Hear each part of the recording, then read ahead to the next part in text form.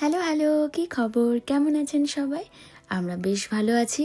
এখানে জাঁকিয়ে ঠান্ডা পড়েছে, কিন্তু আজকের ভিডিওটা হতে চলেছে গরম গরম ভিডিও, কারণ এটা সামার টাইমেরই একটা রোড ট্রিপের ভিডিও।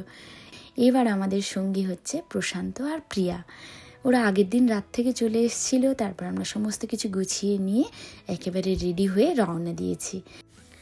আমাদের যেহেতু ইলেকট্রিক কার, তাই জন্যে আমরা প্রথমেই চলে গেছিলাম এখান থেকে 2 ঘন্টা দূরে লিল্লেহামারে গাড়ি চার্জে দিয়ে আমরা ঢুকে পড়েছিলাম এই শপিং মলটায়।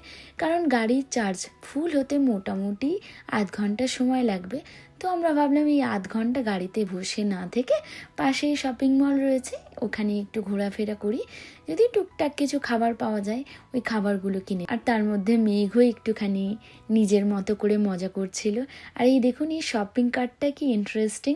এখানে না বাচ্চাদের জন্য প্রচুর ভাবে মানুষজন। আমার তো এই শপিং কার্টটা খুব ভালো লাগলো। ঠিক গাড়ি একটা, আর পেছন থেকে মা বা বাবা বা গার্জেন কেউ ঠেলবে। যাই হোক, বেশ মজার। হ্যালো প্রিয়া।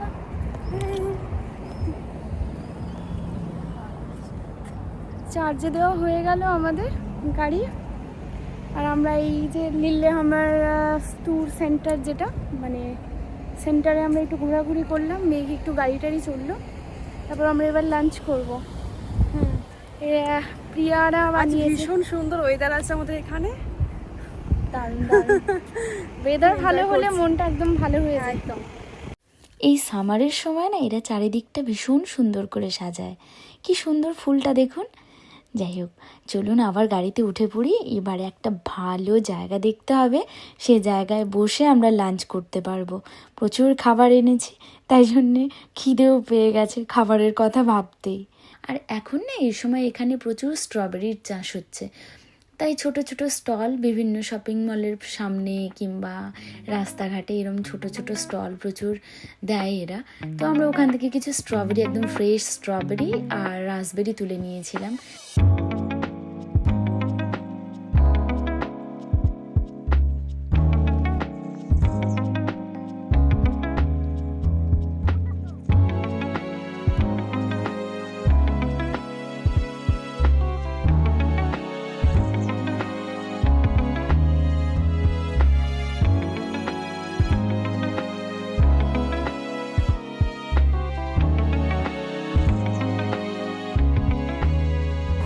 কি তোমরা কি এবার শুরু করবে? এই তো আমরা কি শুরু করব না? আমরা কি খাবো না আমরা খাবো না আমরা?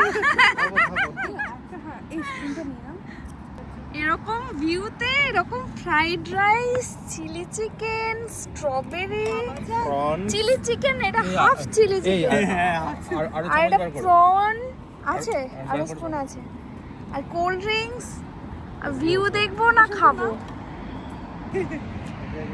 আমরা জাস্ট এই জায়গাটা খুঁজে পেলাম। এই জায়গাটায় হচ্ছে বেশ সিটিং অ্যারেঞ্জমেন্ট আছে, ছোট ছোট ছোট একটা ইয়ে করে নিতে হবে, ব্যাটারি সিস্টেম ইয়ে হয় না, পিকনিক টাইপের হচ্ছে। এখানে আমরা অনেক বাড়ি থেকে যা যা নিয়ে এসেছিলাম ওইগুলো আমরা নিয়ে এসে এখানে বসে খাবো। তো জায়গাটা তো এমনি খুব সুন্দর, আর সিনারিটাও দারুণ। পেছনের ব্যাকগ্রাউন্ডটা ব্যাপক আর কি। ওই দিকটায় লেক আছে, কিন্তু ওই দিকটায় বসার কোনো জায়গা নেই, তাই জন্য আমরা এই জায়গাটাতেই বসছি। বাট ভীষণ মজা হচ্ছে। আর এই যে চিলি চিকেনটা হচ্ছে হাফ করা আছে। কাল রাতে একদম টাইম পাইনি, কাল রাতে প্রিয়ারা এসে আমাদের বাড়িতে ছিল, কিন্তু আমরা আর টাইম পাইনি, তো জাস্ট চিকেনটা ভাজা আর কি, চিকেন হাফ পকোড়া। বাট খুব মজা হচ্ছে।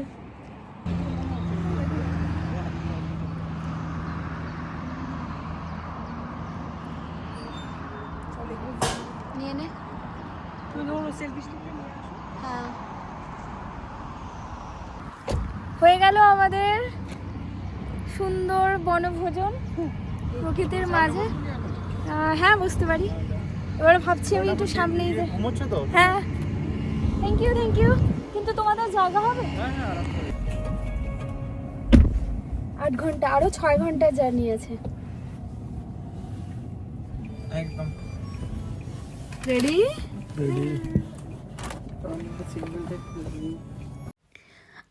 কতদিন পর সামনে বসছি। সামনে বসে এই ভিউ দেখার মজাই আলাদা। মেঘ না আমাকে কিছুতেই সামনে বসতে দেয় না, সব সময় ওর পাশেই বসতে হবে। যদিও এটার জন্য ওর একটা ভালো জিনিস হয়েছে কি, ও খুব একটা মোবাইল দেখে না বা স্ক্রিন টাইম থাকেই না গাড়িতে, শুধু আমার সাথে গল্প করতে করতে বা বই পড়তে পড়তে যায়। কিন্তু এইবার প্রশান্তরা আসার জন্যে প্রশান্তদের সাথে খুব ভালো বন্ডিং তৈরি হয়েছে ওর। যাই হোক, গল্প করতে করতে চলে এসেছি আর একটা ভিউ পয়েন্টে। হঠাৎ করে প্রশান্ত দেখালো এই ভিউ পয়েন্টটা। এই যে ভিউ পয়েন্টটার সব থেকে মজা লেগেছে আমার ঢোকার যে রাস্তাটা, কি সুন্দর, একদম মনে হচ্ছে পিকচার পারফেক্ট, একদম পোস্ট কার্ডে আঁকা ছবির মতো। যাই হোক, ভিউ পয়েন্টটার নাম হচ্ছে সোলবার্গ প্লাসেন। আর এই ভিউ পয়েন্ট থেকে অ্যাকনোশেন লেকের ভিউটা দেখা যায় খুব সুন্দরভাবে। স্পেশালি সূর্যোদয় আর সূর্যাস্তের সময় দারুণ সুন্দর লাগে। আর এই ভিউ পয়েন্টের যে ছবিটা দেখছেন, এটা হচ্ছে হারাল্ড সোলবার্গের, ওনার নামেই এই ভিউ পয়েন্টটার নাম সোলবার্গ প্লাসেন। তো যাই হোক, ভিউ পয়েন্টটা ভীষণ সুন্দর ছিল। আর এই ছবিটা কিন্তু উইন্টারের ছবি, বুঝতে পারছেন কি সুন্দর লাগে উইন্টারে। জায়গাটার থেকে না আসতে একদম মন চাইছিল না, কিন্তু কি করা যাবে, অনেকক্ষণের জার্নি, তাই আবার যাত্রা শুরু করলাম। যেতে যেতে মনে হচ্ছিল এবার কোথায় থামি, এবার কোথায় থামি। যাই হোক, এই ভাবতে ভাবতেই মনে হলো বাহ, এই জায়গাটা তো বেশ সুন্দর। সামনের দিয়ে বেশ বরফ গলা জলের লেক বয়ে গেছে, আর ওখানে আবার অনেকে চানও করছে। তাই ভাবলাম না, এই একটুখানি সাইডে কোথাও ভালো জায়গা দেখে এখানেই নামবো, এই লেকটা একটু উপভোগ করতে হবে। তাই আর কি আবার নেমে পড়া।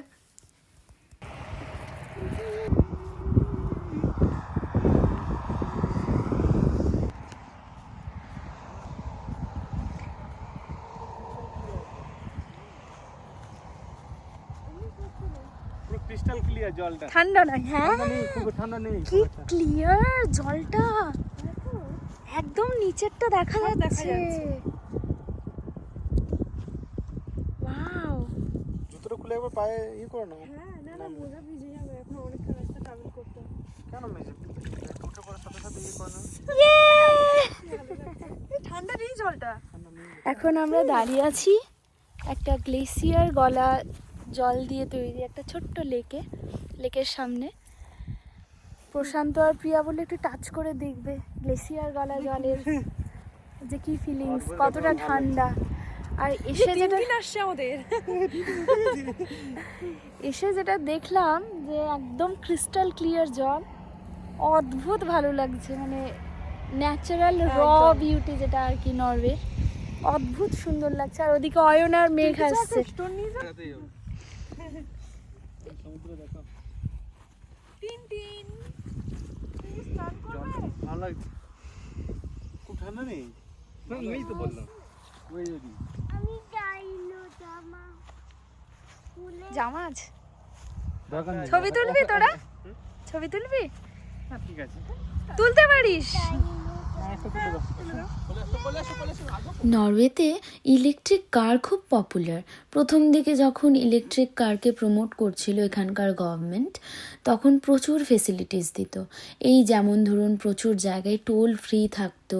আবার কিছু কিছু জায়গায় এই দেশের নিয়ম আছে যে ওই রাস্তাটাই পাবলিক ট্রান্সপোর্টের জন্য, কিন্তু ওই সময় ওরা ইলেকট্রিক কারকেও ওই রাস্তাটা শেয়ার করতে দিত, মানে only for electric cars and public transports, এরকম টাইপের ব্যাপার ছিল।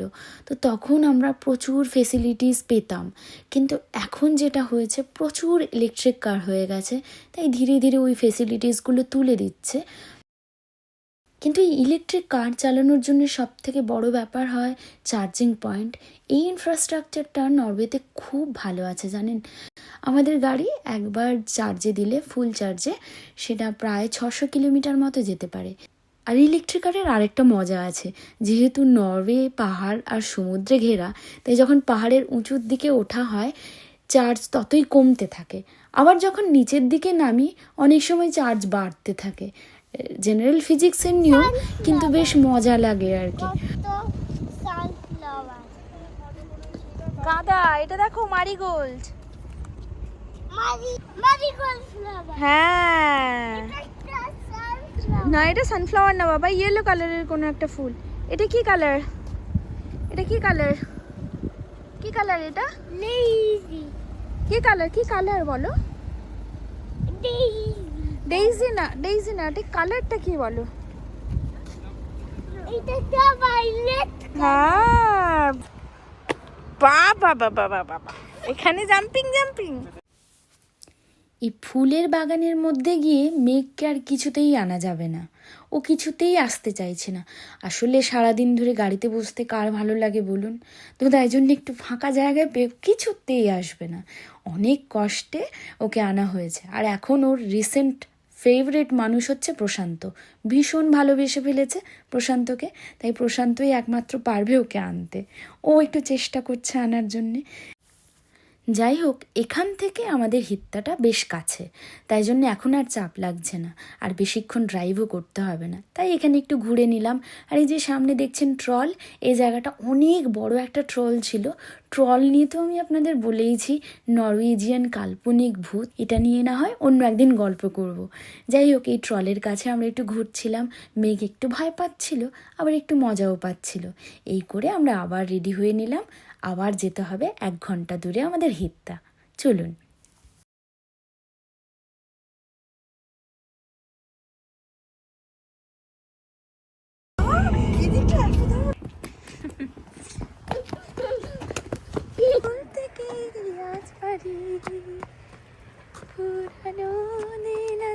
বাবাই, স্টার্ট। এই সানসেটের মুহূর্তটা না মানে জাস্ট আমাদের জীবনের সব থেকে সুন্দর সানসেটের মুহূর্তের মধ্যে এটা একটা। অপূর্ব লাগছে, অপূর্ব লাগছে, অপূর্ব লাগছে। মোটামুটি পৌঁছে গেছি হিত্তার সামনে। তো আজকে অনেকটা সময় চলে গেছে, প্রায় রাত 10টা বাজতে যায়। আজকের জন্য এটুকুই থাক, দেখা হচ্ছে পরের ব্লগে। টাটা।